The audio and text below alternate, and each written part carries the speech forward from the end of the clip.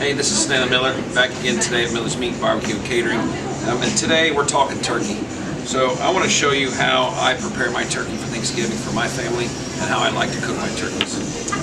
So first of all, what I do, as you can see, there's the breast of the turkey, the leg, and the thighs, and the wings.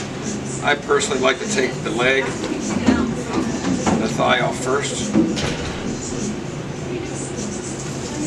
Take a nice little cut and I bend that out. As you can see, that's going to be the bone from the thigh. And you got drum and thigh here. We're going to do the same on the other side of the turkey. We're going to keep that skin whole. So as we smoke it and cook it, it stays nice and intact. It'll get nice and crispy after we get done with that. And then typically your wishbone will be right in here, and you're going to follow the breastbone, which you can feel right down the middle.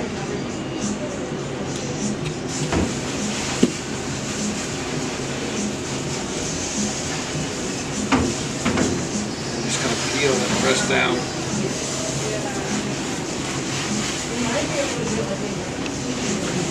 And once you break that open, you're going to see there's a joint right in here, which is where the wing joint is. You can cut right through that.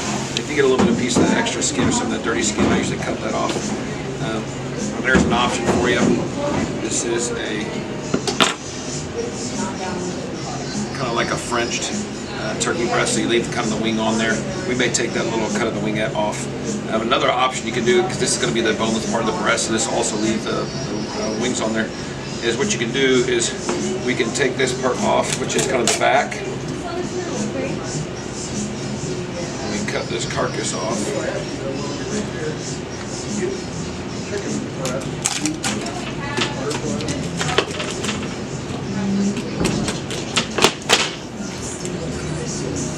Okay, and then we got a little bit of the backbone here to get through.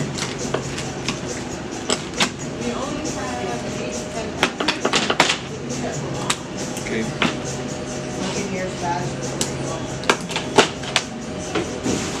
So we kind of put the back out of it.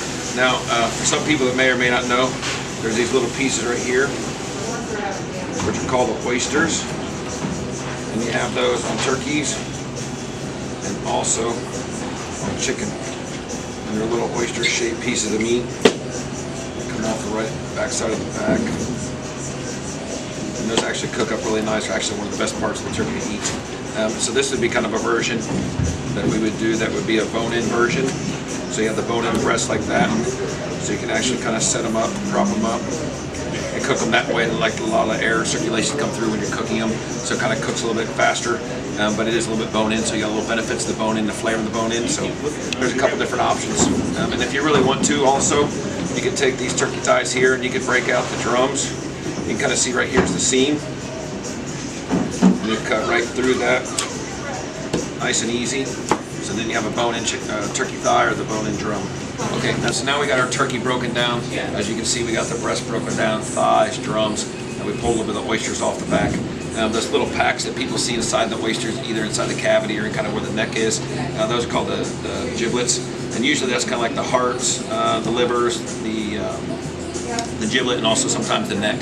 Okay, so this is the turkey neck here. A good option for turkey necks. For those that don't like pork or like ham hocks or ham shanks, we take the turkey necks. When most people throw them away, we smoke them and we'll sell them in the store for anybody who wants to make greens or beans or anything for like a smoked meat product to give that good flavor to the stew that you're making. And then the giblets, a lot of people like to put those in their gravy. And then when you're making your homemade gravy, you know, a lot of people can buy canned gravy, but you know, if you bone out your turkey, that's why I recommend boning it out first instead of cooking them whole. You can actually take the backbone of the carcass, you know, kind of the breastplate that we cut off from where the breasts are, you know, cut this up, roast this, and turn this into turkey stock.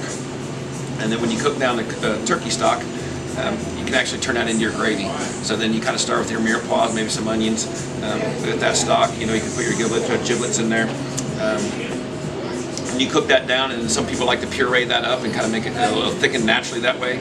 Or a lot of people like to take the items out of it and kind of use it for the flavor, and they can either thicken it with flour or like a starch. But this will naturally thicken as you puree it.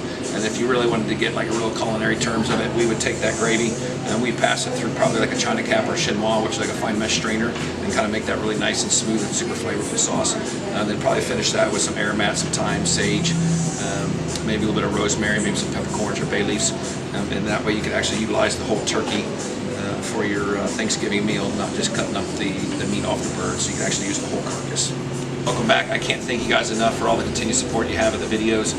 It's actually quite amazing seeing people around town, getting some of the feedback, some of the comments. If you like the videos, continue to comment. Let us know what you like, what you don't like. It's the only way we're going to learn and get better. If you do like watching the videos and you haven't seen some of the previous videos, check them out. We do have quite a few videos up there right now. If you can't have the time to check those out, at least check out some of the links and link into some of the other social media accounts that we have. And again, we can't thank you enough. Just follow the smoke. We'll see you next time.